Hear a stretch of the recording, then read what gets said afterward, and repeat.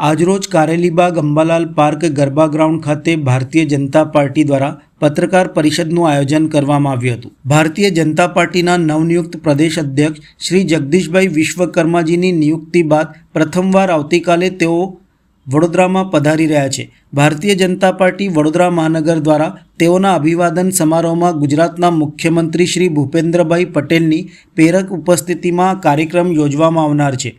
દિવાળીના દિવસોમાં નવનિયુક્ત પ્રદેશ પ્રમુખ જગદીશભાઈ વિશ્વકર્માજીનો 14મી ઓક્ટોબરે વડોદરામાં રોડ શો અને જાહેર કાર્યક્રમ યોજાવાનો છે।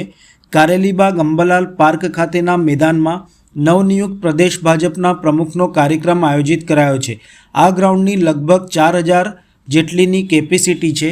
તેમ છતાં શહેર જિલ્લામાંથી 25,000 લોકો અહીં ઉપસ્થિત રહેશે તેવો આંકડો પ્રદેશમાં આપવામાં આવ્યો છે। બીજી વાત એ છે કે મેદાન પાસેના રોડ રસ્તા સાંકડા છે, છતાં પણ આ ગ્રાઉન્ડમાં કાર્યક્રમ યોજવાનો નિર્ણય લેવાયો છે। આ બાબત પણ એક ચર્ચાનો વિષય બન્યો છે। ત્યારે આવતીકાલે યોજાનાર પ્રદેશ ભાજપ પ્રમુખના અભિવાદન કાર્યક્રમની માહિતી આપવા અંગે પત્રકાર પરિષદ યોજવામાં આવી હતી। આ પ્રસંગે વડોદરા શહેર બીજેપી પ્રમુખ ડૉક્ટર જયપ્રકાશ સોની, ધારાસભ્યો, બીજેપીના અગ્રણીઓ, કાર્યકરો, પાલિકાના પદાધિકારીઓ ઉપસ્થિત રહ્યા હતા। ઉપસ્થિત સૌ પત્રકાર મિત્રો, ઇલેક્ટ્રોનિક અને પ્રિન્ટ મીડિયાના સૌ પત્રકાર મિત્રોનું હું હાર્દિક સ્વાગત કરું છું। આ પત્રકાર વાર્તામાં ઉપસ્થિત ધારાસભ્ય શ્રીમતી મનીષાબેન, ધારાસભ્ય શ્રી ચૈતન્યભાઈ, શહેરના મહામંત્રી શ્રી જસવંતસિંહજી, રાકેશભાઈ અને સત્યનભાઈ, પ્રદેશના સહપ્રવક્તા અને પંચમહાલ જિલ્લાના પ્રભારી એવા શ્રી ભરતભાઈ, મહાનગરપાલિકાના deputy mayor Shri Chiragbhai, standing committee chairman doctor Sheetalbhai Mistry, નેતા પક્ષ મનોજભાઈ, દંડક શ્રી શૈલેષભાઈ અને અન્ય અમારા મીડિયાના જે ઇન્ચાર્જ છે મુકેશભાઈ, હર્ષદભાઈ, કિરણભાઈ અને અન્ય કાર્યકર્તા, આપ સૌને જાણકારી છે કે હમણાં 4 તારીખે ગુજરાત ભારતીય જનતા પાર્ટીના જિલ્લાના મહામંત્રીશ્રીઓ એ પણ અહીંયા ઉપસ્થિત છે, કારણ કે આ કાર્યક્રમ વડોદરા શહેર અને જિલ્લાનો સંયુક્ત કાર્યક્રમ છે। ગુજરાત ભારતીય જનતા પાર્ટીના પ્રદેશ અધ્યક્ષ તરીકે શ્રીમાન જગદીશભાઈએ દિનાંક 4 તારીખે પદગ્રહણ કર્યું। ત્યારબાદ એમને 10 તારીખથી લઈને 17 તારીખ સુધી ઝોન વાઇઝ પ્રવાસ નિર્ધારિત કર્યા છે।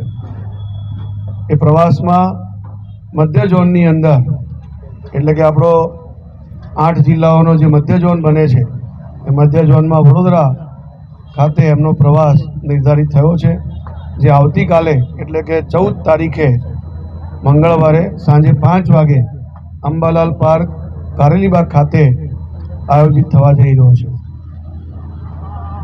જ્યારે પણ પ્રદેશ અધ્યક્ષની નિયુક્તિ થતી હોય છે, ત્યારે દરેક જિલ્લામાં જઈને આવા અભિવાદન સમારોહના કાર્યક્રમ થતા હોય છે।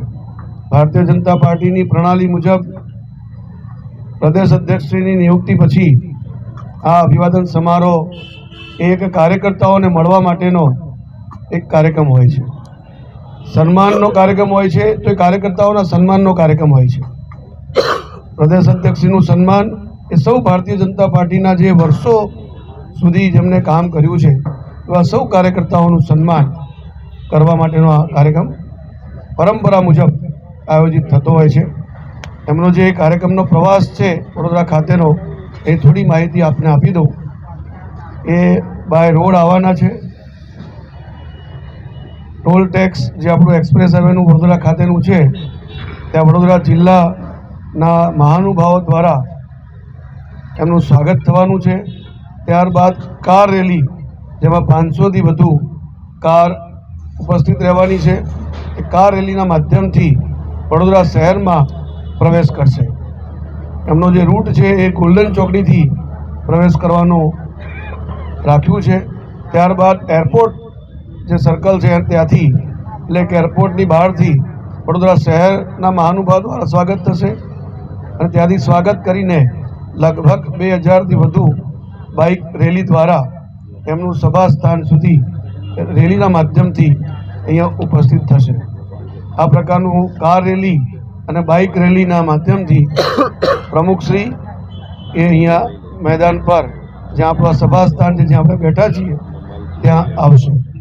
ત્યારબાદ એમનું જ્યારે આગમન થશે, આગમન થયા બાદ મુખ્યમંત્રીશ્રી પણ આ કાર્યક્રમમાં પ્રેરક ઉપસ્થિતિ એમની રહેવાની છે. એ પણ એ સમયે જોડાશે અને માન્ય મુખ્યમંત્રીશ્રી અને પ્રમુખશ્રી બંને સૌ પ્રથમ સાધુ સંતો જે ઉપસ્થિત રહેવાના છે કાર્યક્રમમાં, એમના આશીર્વાદ મેળવશે.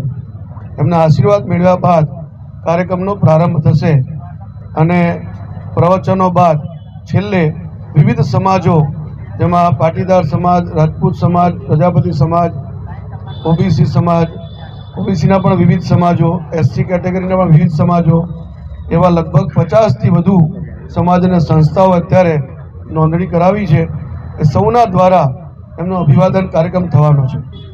એક વિશેષતા કાર્યક્રમમાં એવી છે, પ્રમુખશ્રીના સૂચનથી કે કોઈ બુકે કે ફૂલ કે કોઈ હારથી એમનું સ્વાગત નથી કરવાનું, પરંતુ લાઇબ્રેરીમાં ઉપયોગમાં આવતી પુસ્તક એમનાથી એમનું સ્વાગત થાય અને યા તો ફૂલસ્કેપ ચોપડાઓ જેનું વિતરણ જરૂરિયાતમંદ બાળકોમાં કરી શકાય, એવા પ્રકારનો આગ્રહ છે.